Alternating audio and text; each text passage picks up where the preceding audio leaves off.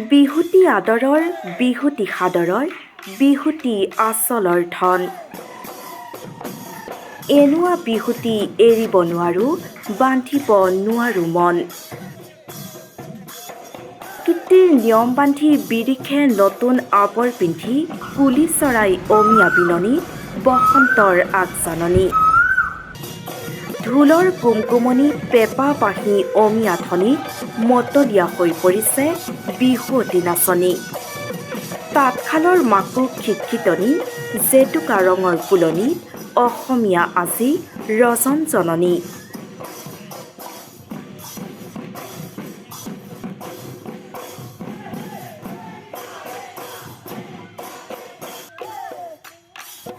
কপৌ ফুলৰ সুবাসত নাচনীৰ মন উদ্ধৱ থপনি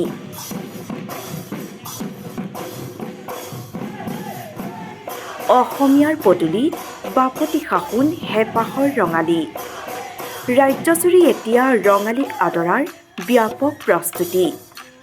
ডেকা গাভৰু যদি ব্যস্ত বিহুৰ আখৰাত গাঁৱৰ নবোৱাৰীসকল আকৌ ব্যস্ত জলপানৰ ধান শুকুওৱাত কোনো আকৌ দিন ৰাতি একাকাৰ কৰি ব্যস্ত হৈ পৰিছে সপোনৰ তাঁতশালত হেঁপাহৰ বিহুৱানখন বৈ উলিওৱাত মুঠৰ ওপৰত ৰাজ্যৰ গাঁৱে ভূঞে এতিয়া ৰঙালীক আদৰাৰ ব্যাপক প্ৰস্তুতি প্ৰকৃতিৰ নিয়ম অনুযায়ী বহাগৰ আগমনৰ লগে লগে গামোচাত সপোন ৰচিছে অসমীয়া শিপিনীয়ে এয়া গহপুৰৰ চিলঠীয়া গাঁৱৰ দৃশ্য শিপিনীসকলক এইদৰে ব্যস্ত হৈ পৰা দেখা গ'ল তাঁতৰ শালত আনহাতে গাঁৱৰ যুৱতী গাভৰু মহিলাসকল ৰঙালীৰ আগমনত সৌন্দৰ্য ৰঙা আকৰ জেতুকা পাত বিচাৰি আনি পতাত পিহি হাতত বুলোৱাত ব্যস্ত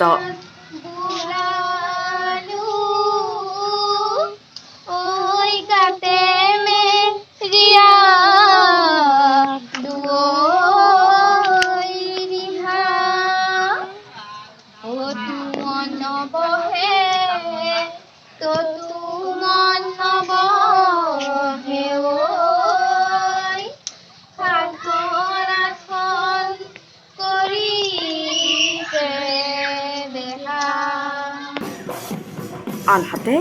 বিহুত ঘৰে ঘৰে হুঁচৰি গাবলৈ খোপাত পুজিবলৈ কপৌ ফুল বিচাৰি হাবাথুৰি খাইছে বিহুৱতী নাচনীসকল মাথো আনন্দ উল্লাসেৰে বাপতি সাহোন হেঁপাহৰ ৰঙালীক আদৰিবলৈ এতিয়া ব্যস্ত হৈ পৰিছে প্ৰতিজন চহা অসমীয়া জনগণ